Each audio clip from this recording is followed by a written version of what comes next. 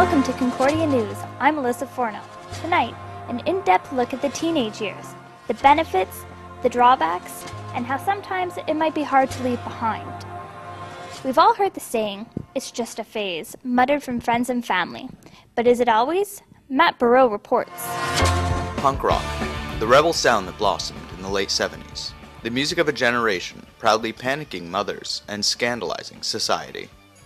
As the kids from the scene grew older, they showed the world that despite gray hair, their attitude hasn't changed. Kurt Gove was a key player in the East Coast punk scene. For the lead guitarist for LES Stitches, punk was never a phase. I just sort of snowballed. Just couldn't let it go and just kept going. Just winding up with Lower East Side Stitches, US Bombs, Radix, whatever. Just kept going. Infectious disease that it is. Gove's family couldn't wait for his punk phase to be over, but it was his father's hatred for the music that gave him inspiration to keep I going. probably owe this more to him than anybody else, which would have him spinning in his grave. It's because, you know, he hated it, but it just probably made me love it more. I don't see it ending anytime soon unless they come up with a cure for punk rock, something they're going to inject in you and get it out of your system, as you grow up and become responsible. Though there is no cure for punk rock, some people don't need it. Like Paul Gott, lead singer of the Ripcords and producer for the CBC, who traded the punk house for the townhouse. Gott managed to keep his commitment to punk rock despite growing up and getting a job. People, when they go into a job, they negotiate salary, they negotiate vacation. I just kind of go in and say, no dress code. But Paul's parents still hoped punk was just a teen phase for their son. I think my dad's over it now, but I'm pretty sure that up until 1 or 2 years ago he thought it was still a phase. So it was like shoulder pads for girls, or rollerblades, or roller skates. I never thought of it that way. I always thought of punk rock as being more of like the real successor to rock and roll. What begins as a phase is sometimes woven into the fabric of who we are. It's not always something people grow out of, but rather grow into. For Concordia University Television, I'm Matt Burrow. Pauline Marois and the Parti Québécois want to lower the voting age by 2 years. Anna Haywood has more. Young Quebecers have a bad reputation for not going to the polls. But now, the Parti Québécois wants to lower the voting age by 2 years. Bernard Runby doesn't understand why. He works for a politically neutral organization called Apathy is Boring. One of their goals is to get youth involved in politics. Rudney says this change won't help political apathy amongst youth. All I would say is it's not necessarily a silver bullet. People who make the argument that it'll solve the problem of youth disengagement is whether the voting age is 16 or 18, or it used to be 21, isn't going to ultimately solve that problem. It's really about engaging with people in a genuine way. 2008 was Quebec's last provincial election. 90% of people 55 and over turned out to vote, but only half of young Quebecers marked an X on their ballots.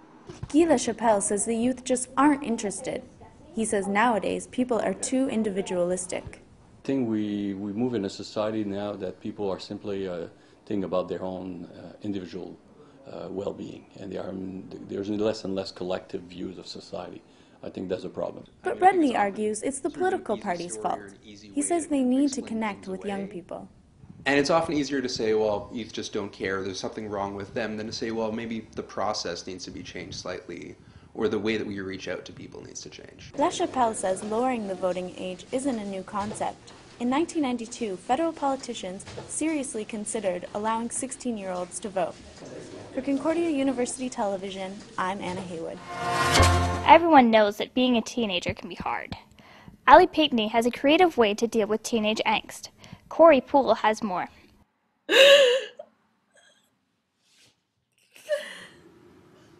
Ali Pinckney has been recording herself crying since she was 17 years old.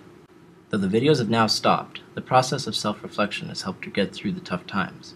For Ali, these videos were therapeutic. Each video was shot entirely on its own, and in the confines of her own bedroom. So yeah, when I started making these videos, they definitely were exclusively for me, to be able to rationalize my own feelings, my own emotional states. Head in Hands is a community organization that focuses on the physical and mental well-being of Montreal youth. Many therapists recognize the challenges of being a teenager. As a Head in Hands counselor, Rhonda is well aware of the benefits of expressing your emotions in times of distress. Being an adolescent, a young adult, I think that is really the hardest developmental phase. And we talk about that creative element. There's all kinds of ways to, it's about running things through our body and, putting them out there. What was once personal for Ali is now going public. She plans to incorporate these videos into an art project that she hopes could set an example for other young women. Growing up is difficult, but it gets better, and you're not alone. I think I realized that these videos were art project worthy because they show the process between me being a very vulnerable and impressionable young woman into coming into my own. Ali plans to release the project by fall of 2012. For CUTV, I'm Corey Poole. Thanks so much for tuning in. For Concordia News, I'm Alyssa Forno. Have a good night and an even better tomorrow.